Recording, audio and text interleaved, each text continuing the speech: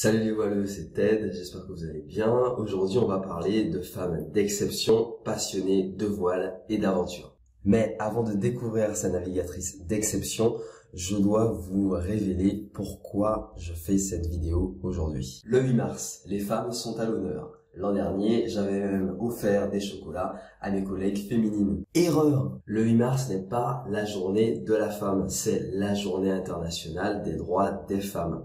Et cette journée a d'ailleurs été reconnue par l'ONU en 1977. C'est donc une journée pour se souvenir des droits acquis après des années de mobilisation et aussi pour se rappeler qu'il persiste encore des inégalités et qu'il y a encore et toujours des actions à mener, que ce soit en France ou dans le monde. Alors cette année, je fais mon mea culpa. Je voudrais rendre hommage à travers cette vidéo à 7 femmes engagées, battantes et inspirantes. Elles incarnent chacune à leur manière la lutte pour l'égalité homme-femme, que ce soit à travers leur réussite dans les courses de solitaire sur les océans ou alors dans leur engagement pour des projets ambitieux avec un impact mondial. Pour ce premier hommage aux navigatrices d'exception, je devais commencer par elle. En 1990, c'est la première femme à remporter la Route du Rhum, cette course transatlantique en solitaire qui relie tous les 4 ans Saint-Malo en Bretagne à Pointe-à-Pitre en Guadeloupe,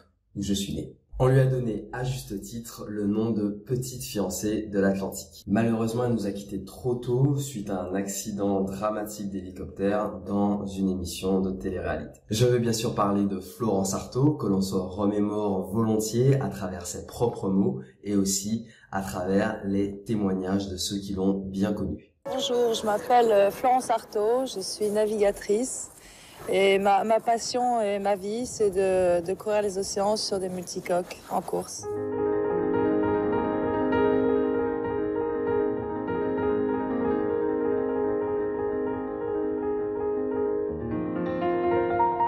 C'est une référence incontournable, hein. C'est une référence en tant que marin, tout simplement, parce que c'était un super bon marin et que c'est une fille qui a bossé, parce qu'elle avait envie, qu'elle aimait ça et que la compétition, ça l'a... Voilà, c'était vraiment une fille de la compète, quoi. Et puis elle a prouvé qu'elle avait du talent. Elle faisait tous les grands prix, elle voulait faire toutes les courses, alors que certains piquaient, ils allaient là où ils voulaient à une époque.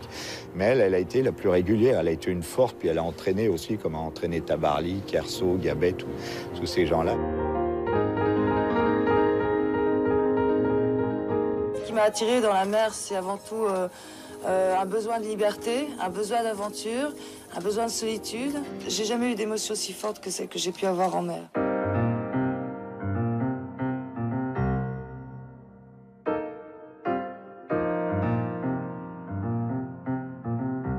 En mer, tous les marins avaient peur de Florence parce qu'ils savaient qu'elle avait la niaque et qu'elle se battrait jusqu'au bout à chaque fois. Très sincèrement, je sais que j'aurais pas été capable de mener son grand trimaran, comme Hélène MacArthur d'ailleurs a mené derrière. Elle n'a pas eu de chance au début parce que bon, elle a eu des petits bateaux, puis un jour, on lui a offert un vrai bateau, et ce jour-là, elle a gagné.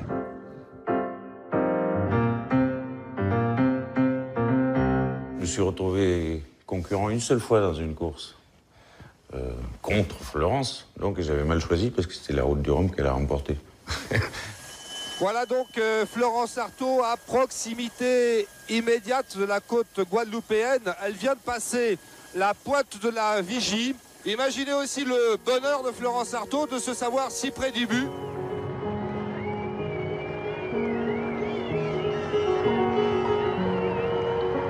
J'ai cette image de Florence à l'arrivée de la Route du Rhum sur son trimaran. Je trouve cette image extrêmement magique et au-delà de ça, je trouve qu'elle est très symbolique de l'harmonie.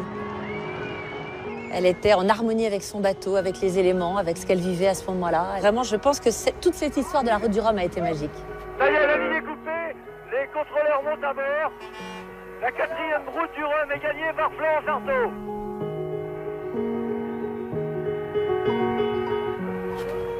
On a tous vécu l'arrivée de la Route du Rhum de nuit à Pointe-à-Pitre. Je pense que toute la Guadeloupe était dans le port. Bon, c'était fort, c'était fort. J'ai même failli abandonner et à un moment déclencher ma valise de détresse et revenir sur les Açores. Je me suis dit, bon, moi, j'ai jamais abandonné une course de ma vie, c'est pas maintenant que je vais commencer. Et quand on m'a appris, quand Bernard Dussol, l'avion Thalassa m'a survolé en me disant que j'étais encore en tête, j'y croyais pas. Si elle a fait ce qu'elle a fait, si elle a gagné la Route du Rhum, c'est qu'il n'y a pas de hasard. Il y a de la volonté, il y a de la hargne, il y a du métier, de l'expérience, du talent, et puis voilà, de la beauté, de la grâce.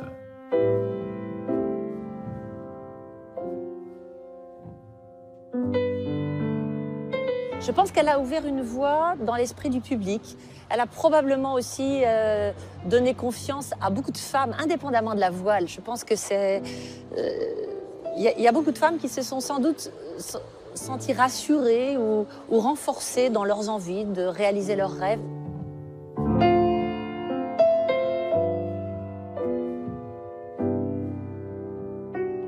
Sûrement ça a aidé parce que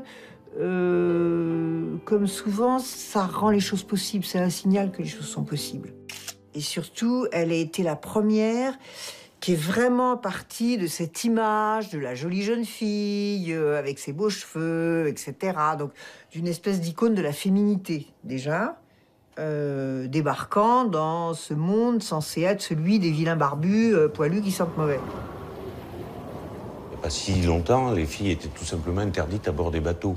Alors, il faut que ça prenne un peu de temps quand même pour que les habitudes changent. Et je pense que cette habitude a réellement et radicalement changé grâce à Florence, qui a engendré, qui a pulvérisé ces vieilles traditions. C'était une femme libre. Personne n'intervient dans mes faits et gestes, dans mes décisions, dans ma trajectoire. J'apprécie une certaine forme de solitude dans le fond, mais pas dans la vie quotidienne. L'horreur pour moi, c'est l'ennui du quotidien, même dans les relations amoureuses ou affectives. Ce que je supporte pas, c'est le quotidien. Elle a ouvert la voie aux femmes du monde entier aux courses en solitaire autour du monde. Et oui, puisqu'en 1991, elle a prouvé qu'une femme était capable de faire un tour du monde en compétition. Aujourd'hui présidente de WWF France, elle s'engage pour que l'on puisse vivre en harmonie avec la nature. Elle a de plus une belle plume avec déjà plus de 5 romans écrits et un prix gagné en 2019. Vous l'aurez deviné, il s'agit d'Isabelle Autissier. Elle nous révèle dans l'entretien qui suit sa vision de la voile et de la vie. C'est quelque chose de très individuel. C'est une façon de se mettre en déséquilibre. Et pour marcher, pour moi, ou pour courir, il faut se mettre en déséquilibre. Si vous vous penchez pas vers l'avant et si vous ne levez pas un pied, vous n'allez pas le reposer plus loin. Or, ce moment où on se penche vers l'avant et où on lève le pied, c'est un moment d'aventure. Pour les petits bébés, c'est une grande aventure. Pour moi, l'aventure, c'est aller vers des territoires, d'une manière générale, que je ne connais pas. Des territoires physiques ou des territoires intellectuels ou sociaux, etc.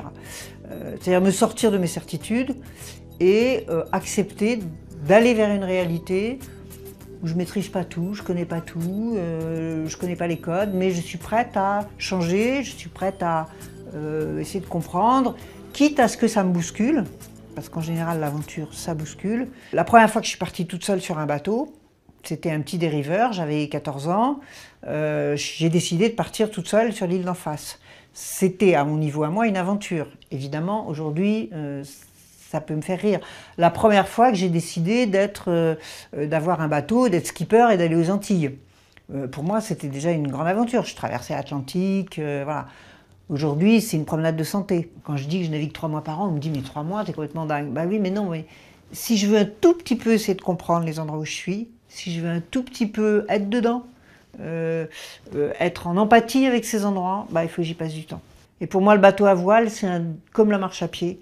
C'est un des rares instruments qui vous permet de consacrer du temps. Le temps, c'est la seule chose qu'on a, nous les hommes. Le reste, c'est de la foutaise.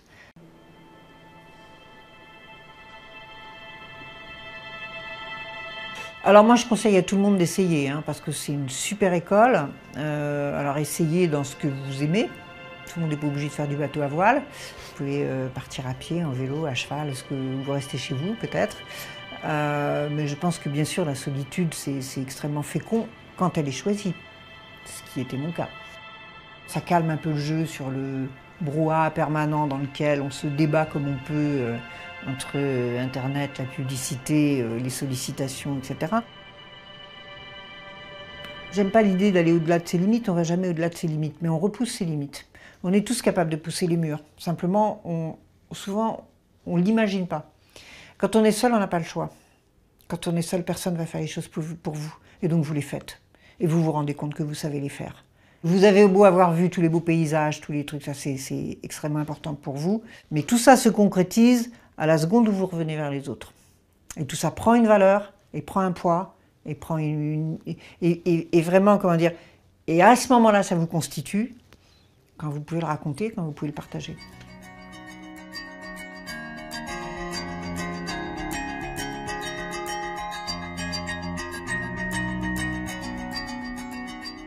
L'été dernier, j'étais au Groenland, par exemple, dans le sud du Groenland, sud-ouest. À un moment donné, on voulait aller au fond d'un fjord pour voir un front de glacier. C'est toujours assez beau de voir cette glace qui tombe. Avec une carte qui avait une quarantaine d'années à peu près, une carte marine. Et quand on est arrivé, il n'y avait pas le front de glacier. On a continué à naviguer dans le fjord, à naviguer, à naviguer, à naviguer. On a fait 10 000 nautiques, c'est-à-dire presque 18 km, avant de trouver le front de glacier. Ce qui veut dire que la glace avait reculé de 18 km en une quarantaine d'années.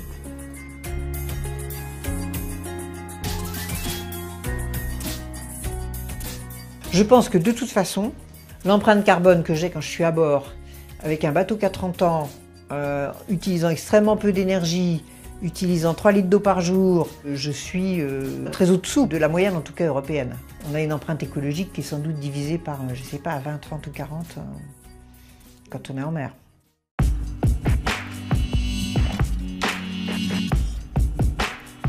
Centrale, moteur. J'ai jamais rien fait que j'ai pas rêvé avant. Alors il y a beaucoup de rêves que j'ai pas fait, hein. Mais évidemment d'abord ça commence par rêver, par se dire oh, je ferais bien ça. Choisir, c'est abandonner des choses hein, pour en favoriser d'autres. Et je crois beaucoup au fait qu'à un moment donné, si on veut vraiment quelque chose vraiment fort, et ben cette chose doit prendre la place centrale dans votre vie. Sinon ça marche pas. Sinon on n'y arrive pas. En 2019, c'est la première femme à tenter un tour du monde en solitaire pour la science, à bord d'un IMOCA voilier taillé pour la vitesse. Elle boucle ensuite 2 transatlantiques, d'abord une en solitaire, la Route du Rhum, et ensuite une autre en double, la Transat Jacques Vabre. La Transat Jacques Vabre est une course qui part tous les 2 ans du Havre et qui a pour destination Salvador de Bahia au Brésil. Elle sera au départ de la Vendée Globe 2020 en novembre pour réaliser un tour du monde en solitaire. Je vous présente Alexia Barrier, une navigatrice qui a su se faire une place dans un monde d'hommes. Je m'appelle Alexia Barrier, je suis navigatrice, mais aussi femme chef d'entreprise et présidente de l'association Forme et Planète. En 20 ans, Alexia Barrier a déjà traversé l'Atlantique à 15 reprises. Après la Route du Rhum en 2018, elle prendra le départ de la Transat Jacques Vabre en double 100% féminin, avant le Vendée Globe l'an prochain. En mer, cette femme n'a aucune limite. Depuis l'âge de 12 ans, je rêve de faire le tour du monde en course, en solitaire.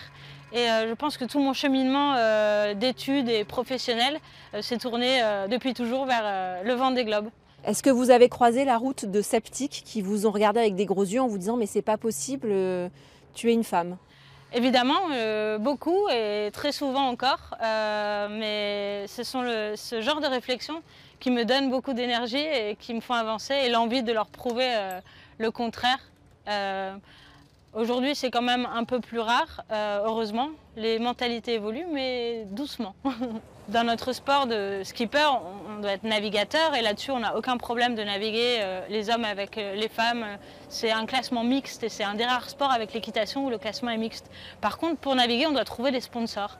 Et il m'est arrivé de me retrouver dans des bureaux avec des directeurs d'entreprise qui m'ont demandé la première question, mais vous ne pensez pas qu'il serait plutôt intéressant pour vous d'avoir des enfants et de commencer à construire une vie de femme et de famille. Donc voilà, ce genre de réflexion qui est absolument inacceptable, j'en ai eu quelques-unes. On va dire que ce sport accueille de plus en plus de femmes, c'est-à-dire qu'on arrive à trouver finalement des sponsors pour participer aux courses, mais c'est encore très difficile. Voilà, il y a encore pas mal d'a priori. Quand je donne rendez-vous à quelqu'un Pour parler du projet, on s'attend à avoir un grand barbu qui sent le hareng et finalement, en tant que femme avec du vernis à ongles, on arrive à gagner des courses aussi. Donc les progrès sont en marche, mais c'est pas toujours évident. Oui. Est-ce que vous avez eu des figures féminines qui vous ont servi de modèle dans votre parcours? Il y en a eu quelques-unes. J'ai été bercée avec les récits de Alexandra David-Néel, une grande exploratrice et aventurière, une des premières femmes qui est allée au Tibet notamment, et mon amie qui n'est plus là malheureusement, Florence Artaud, voilà, qui a gagné la route du Rhum et qui est partie trop tôt. J'avais encore des cartons de questions à lui poser en tant que femme déterminée, libre et talentueuse en tant que navigatrice. Et vous avez conscience aussi d'être un modèle pour les futures générations? Alors je fais tout pour inspirer les plus jeunes, notamment les petites filles, et leur dire que voilà, tout est possible. Quand on a un rêve, il faut se donner les moyens pour essayer de l'accomplir et justement ne pas écouter les personnes qui peuvent vous dire que c'est pas votre place, ce n'est pas votre rôle ou essayer de vous freiner. C'est en regardant cette vidéo que j'ai découvert Alexandra David-Néel et j'ai voulu en savoir plus et je suis tombé sur cette bande dessinée que je suis en train de lire et que je recommande vraiment à ceux qui aiment le voyage et qui ont envie d'inspiration pour pouvoir passer à l'action. Elle a cofondé la régate étudiante course croisière Speedauphine. Sa riche carrière sportive inclut 2 tours du monde en solitaire avec ses 2 participations à la Vendée Globe en 96 et en 2000. Lors de sa première participation à la Vendée Globe, elle est la première femme à terminer une course en solitaire et sans escale autour du globe. Journaliste de profession, elle témoigne aujourd'hui encore d'un engagement fort pour l'océan. Elle a notamment lancé une initiative pour faire de l'océan un bien commun de l'humanité. Il s'agit de Catherine Chabot qui nous donne à travers l'entretien qui va suivre une véritable leçon de vie et aussi beaucoup d'espoir pour l'avenir. Je crois que je tire cette énergie, ma passion de plusieurs choses. D'abord, c'est mon père qui était passionné de mer. Quand on était gamin, il m'a très rapidement mis un masque et un tuba. On allait en vacances soit à côté de Marseille, soit à Roscoff dans le Finistère Nord. Et donc j'ai mis la tête sous l'eau très vite et j'ai vu que la mer était vivante. Et je pense qu'on ne se rend pas compte quand on est gamin, mais je suis tombée vraiment amoureuse de la mer gamine, quoi. C'est une bonne question. Qu'est-ce que j'ai envie de transmettre? Je suis plus dans essayer de sensibiliser, mais comme j'ai un garçon aussi, peut-être que j'ai aussi envie de transmettre des choses. Peut-être le goût de réaliser ses rêves déjà.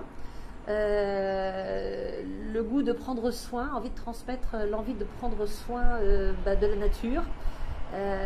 Parce que, et notamment de l'océan, alors de la terre bien sûr, hein, parce que j'aime bien être à terre, mais l'océan aussi parce que, et c'est le sujet sur lequel je travaille en ce moment, l'océan est un bien commun pour toute l'humanité et voilà, il faut en prendre soin. J'ai envie de transmettre l'envie de prendre soin des choses et envie aussi de transmettre l'idée que la transition écologique, énergétique dans laquelle on est, c'est quelque chose ça peut être quelque chose de joyeux parce que ça fait appel à l'imagination des individus, des êtres humains. Il faut réinventer un modèle et je trouve que réinventer un modèle, eh bien, c'est extraordinaire. Finalement, l'époque dans laquelle on vit, c'est à la fois le bazar, c'est l'apocalypse presque, et en même temps, l'être humain a le choix, a la responsabilité, mais il a le choix de le faire, donc il est libre de s'engager dans à recréer un monde. C'est formidable, non? Ce qui m'énerve beaucoup, c'est l'intolérance et le dogmatisme, je crois. L'intolérance parce que je pense que on vit avec les autres, on vit pas tout seul, hein. Même si je navigue en solitaire, finalement je navigue aussi, je retrouve rapidement les êtres humains quand je rentre à terre, mais bon, sur terre on n'est pas seul, donc l'intolérance, mais voilà. Et alors le dogmatisme m'énerve au plus haut point parce que finalement je pense qu'un individu peut avoir des idées et des convictions qui bougent et que c'est bien de ne pas être sur des postures. Le dogmatisme, ça fige. Je pense que dans les moments difficiles, parce que j'en vis très régulièrement dans toutes les initiatives que je mène, parce que je ne crois pas que les choses soient faciles à réaliser. Je pense à ma famille, je m'autorise, j'essaie de me rendre la vie un peu plus douce à ce moment-là en me disant, c'est difficile, mais finalement, il y a... En fait, ce à quoi je pense vraiment, c'est qu'il y a... la vie est belle pour moi. Entourée de gens qui m'aiment, d'être dans un pays plutôt préservé finalement, parce qu'on se plaint beaucoup en France, mais c'est un pays merveilleux, quoi. Donc je me dis que j'ai juste de la chance de tout ce que je suis en train de vivre, la chance de réaliser mes rêves, la chance de pouvoir entreprendre, et que la période est un peu difficile, il faut savoir peut-être être un peu plus douce avec moi-même. Et voilà, mais je pleure aussi dans ces moments-là. Je me dis que j'y arriverai pas, que je suis pas bonne, etc., etc. Je passe très régulièrement par des phases un peu cycliques en bateau, en course au large. J'ai souvent aussi été dans une alternance de moments exaltants où j'étais championne du monde et d'autres où je me trouvais totalement minable, quoi. Donc voilà. Ma devise depuis que j'ai accompli mon premier Vendée Globe, mon premier tour du monde en solitaire, c'est les rêves sont réalisables à condition d'entreprendre et de persévérer. Parce que je pense que, comme je viens de le dire, rien n'est facile à réaliser.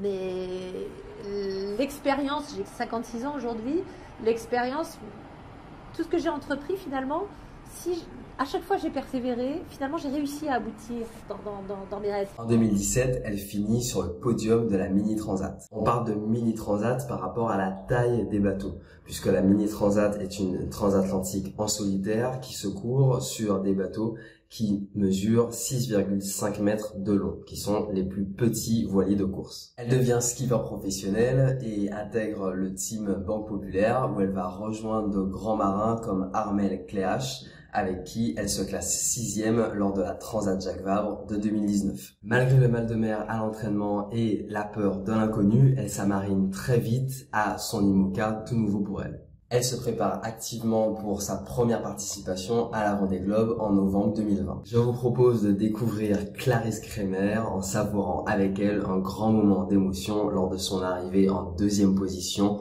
au Marin en Martinique pendant la Mini Transat. Là, je suis vraiment perdue. En fait, ça fait 1h30 que je pleure mais juste d'être contente d'arriver parce qu'on met tellement d'énergie là-dedans que c'est un moment. Je suis trop contente, quoi. Vraiment trop heureuse. Et en plus d'être 2e, là, j'y croyais plus trop depuis quelques jours parce que je me faisais que rattraper. Du coup, j'avais un peu arrêté d'écouter et je me suis donnée à fond. Et du coup, j'ai l'impression d'avoir trop de chance pour que ce soit vrai. Et là, j'ai vraiment vécu la chose hyper différemment que la première étape. En fait, a posteriori, j'ai l'impression d'avoir été en vacances sur la première étape. La deuxième étape, putain, c'était bourrin au début. Je me suis dit, je vais mourir avant la fin, quoi. Là, j'ai le corps dans un état, je suis vraiment... En fait, on est tout le temps trempé sur ces bateaux et il y a un moment où tu te dis, mais je sais pas comment je vais faire pour tenir jusqu'au bout. Et du coup, ouais, c'était une ambiance complètement différente. Du coup, je vais pas forcément essayer de reproduire les mêmes choses et je me suis juste laissée porter par ce qui m'arrivait. Voilà. Bien longer les côtes marocaines au début, c'était assez marrant, un peu stressant, mais assez marrant. Le passage au Cap-Vert, c'était magnifique parce que c'était au coucher du soleil. Alors c'est un peu bizarre parce que du coup derrière c'est un peu petit train, mais voilà. Et puis après derrière, je sais pas. Honnêtement, c'est là où j'ai hâte de voir la carte parce que je me rends pas bien compte de ce que j'ai fait. J'ai essayé de chercher une courbure. J'ai essayé d'aller chercher une courbure anticyclonique au nord, mais je suis pas convaincue que c'est vraiment ça qu'il fallait faire et que c'est vraiment ça que j'ai fait en plus. Mais voilà, là j'ai vraiment du mal. Sur la deuxième partie de la course, j'ai vraiment du mal à avoir un regard précis. Là, je suis un peu perdue. Ouais. Très peu parce que ma VHF est vraiment pourrie. J'ai eu des contacts avec le 900. Quentin Blamin, il est arrivé ou pas? Ouais, il est arrivé. Ah, énorme. Et juste avec lui au Maroc et avec lui il y a 3 jours là. Et ça m'a fait vraiment du bien. C'était chouette. J'étais contente. En fait, on se rend compte qu'on aime bien le solitaire, mais qu'on reste des humains et qu'entendre la voix de quelqu'un, mais j'étais au 7e ciel, j'étais trop heureuse, quoi. Vraiment trop heureuse. Pendant sa carrière sportive, elle a régulièrement été classée parmi les 2 premiers en solitaire ou en double. Elle a notamment remporté la 2e place au Vendée Globe 2000. Et en 2005, elle a battu le record du Tour du Monde à la voile en solitaire. Elle est aujourd'hui à la tête de la fondation qu'elle a créée et qui porte son nom. Son objectif est de construire de manière durable pour les générations à venir à partir du concept de l'économie circulaire. Elle est britannique et parle couramment français. C'est bien sûr Ellen MacArthur et elle nous livre dans l'entretien qui suit le projet ambitieux qu'elle suit aujourd'hui. Depuis 4 ans, j'ai rêvé de la mer et j'ai pensé de rien d'autre. C'était que la mer, que la mer. Depuis l'âge de vos 4 ans, oui. Depuis j'avais 4 ans. Ouais. Et c'était tout ce que je concentrais dessus. Et c'était après le dernier tour du monde, j'ai réalisé que j'avais pris quelque chose très très important. Que quand on fait un tour du monde, on prend le minimum de ressources parce qu'il faut être léger pour gagner ou pour battre un record. Et puis quand tu gères les ressources, tu réalises la vraie notion de le mot fini. Tu sais que tout ce sur le bateau, c'est tout ce que tu as. Tu ne peux pas arrêter pour acheter de plus. Et donc, je faisais la traduction de ça vers le monde. Quand je quittais le bateau, j'ai réalisé, en fait, notre monde, c'est pareil. Alors aujourd'hui, justement, vous êtes allé beaucoup plus loin, c'est-à-dire que vous avez monté une fondation. Racontez-nous quel est le but de cette fondation. Le but de la fondation, c'est d'inspirer les prochaines générations, de repenser, redessiner et construire un avenir positif autour de l'idée de l'économie circulaire. C'est quoi l'économie circulaire ? L'économie circulaire, c'est une façon de repenser l'économie par la conception des produits et systèmes en prenant l'inspiration des systèmes vivants qui existaient depuis les milliards d'années. Donnez-nous un exemple, parce qu'il faut qu'on comprenne bien. Dans l'économie circulaire, ils sont deux types de nutriments. On a les systèmes biologiques et techniques. Et pour donner un exemple technique, une moquette industrielle n'est pas le produit le plus sexy, mais c'est un grand problème à la fin de son vie. Ouais. Donc si on dit on va éviter les déchets complètement, on fait une moquette, et ça existe déjà en Hollande, il y a une société avec 55 millions d'euros de chiffre d'affaires, donc une grande société, qui fabrique une moquette pour être déconstruite à la fin. Donc une moquette devient une moquette, le tissu de là-haut est enlevé, repart à la fournisseur de tissu, ça revient le tissu de la prochaine moquette et la base devient la base de la prochaine moquette. Ça veut dire que quasiment rien n'est jeté en fait, il n'y a plus ces tonnes de déchets qu'on voit systématiquement dans l'économie d'aujourd'hui. Le but du début, c'est pour ça que je parle de conception, est qu'il n'y a pas de déchets. Parce que dans des systèmes vivants qui existent depuis longtemps, il n'y a jamais de déchets. Mais vous y croyez parce que là vous allez vous heurter à des multinationales qui n'ont qu'une envie, c'est de vendre, de vendre, de vendre encore plus et qui n'ont pas forcément envie d'entrer dans votre mode de pensée. Nous on voit un changement. Déjà, ce sujet était à part. Et là maintenant, ce sujet devient de plus en plus près de la siège et les directions de la société. Mais je crois des choses qui sont très importantes. Si on dit que le but de la société, quand on parle de ce sujet, est d'utiliser de moins en moins, d'être de plus en plus efficace, on va jusqu'à où? Parce que ce n'est pas une solution d'utiliser de moins en moins. On va quand même vers le même moment qu'on a pleuré un qui reste. Mais si on prend l'idée de l'économie circulaire, ça change le mode de fonctionnement de la société. Oui, on n'arrive plus à une pénurie, quoi, en fait. On n'achète pas, peut-être, mais on loue. Donc, le chaise ou la machine à laver, c'est à la société. Donc, à la fin de la vie, ça repart vers la société et eux, ils refabriquent la prochaine machine à laver avec les matériaux qui sont dans le premier. Donc, ça devient dans un cycle. Rien ne quitte le cycle et tu restes à la même qualité, tous les matériaux. Comment vous faites pour faire évoluer les mentalités? C'est-à-dire que vous adressez aux jeunes principalement? Principalement, on travaille avec les jeunes, mais le lien avec le business est très important. Parce que chez les jeunes, on veut qu'ils voient l'opportunité de l'avenir. Parce que nous, on voit ça vraiment comme une opportunité. Dans le système biologique, tu as l'opportunité d'augmenter la qualité de la terre. Dans un monde où on a de moins en moins, tu crées quelque chose qui a vraiment une valeur. Et pour les PDG de la société, ils voient que s'ils restructurent la société, de cycler les matériaux, de peut-être louer les produits. Comme ça, les produits reviennent, les produits deviennent en fait le capital de la société parce qu'ils sont toujours à eux. Là, c'est un modèle qui peut marcher long terme. On vous sent complètement passionné par ce nouveau projet, même si dans celui-là, il n'y a pas forcément au départ de ligne d'arrivée à la fin, de trophée, de victoire. La ligne d'arrivée est très loin. Oui, elle est loin. Est-ce que vous regrettez parfois de ne plus être sur un bateau? Ça me manque énormément, mais j'ai aucun regret. Parce que j'ai réalisé à la fin de la dernière tour du monde, quand j'étais sensibilisée à ce sujet, que ma voix peut servir à quelque chose.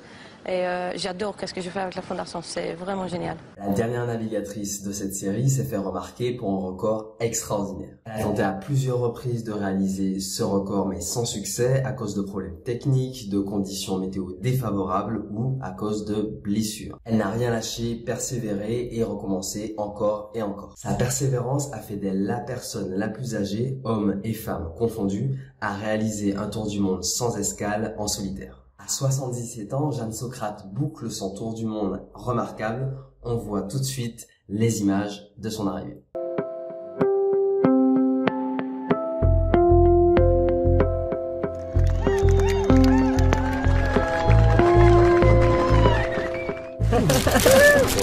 Congratulations. Thank you very much.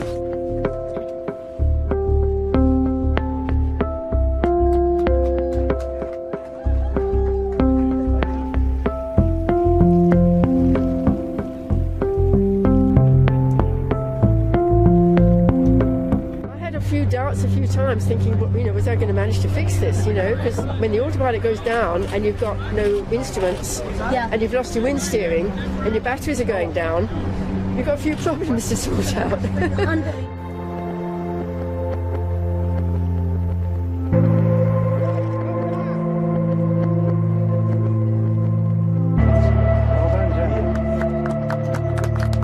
Life is precious, right? We have one life, and so many people lose it, so you just make the most of your life, whatever age you are. J'espère que ces entretiens vous ont plu. J'ai moi-même beaucoup appris en préparant cette vidéo. Dites-moi en commentaire quelle navigatrice vous inspire, qu'elle fasse partie ou non de la liste des 7 navigatrices qui ont été citées dans cette vidéo. Que vous soyez un homme ou une femme, je vous invite à réaliser le test du pariteur. Le lien se trouve juste en dessous de cette vidéo.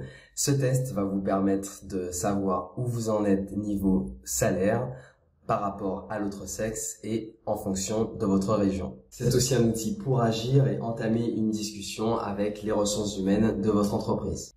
Pour finir, vous pouvez vous inscrire à ma chaîne Bar à Tribord pour être informé le premier lorsque une prochaine vidéo sera mise en ligne. En attendant, je vous dis à très bientôt.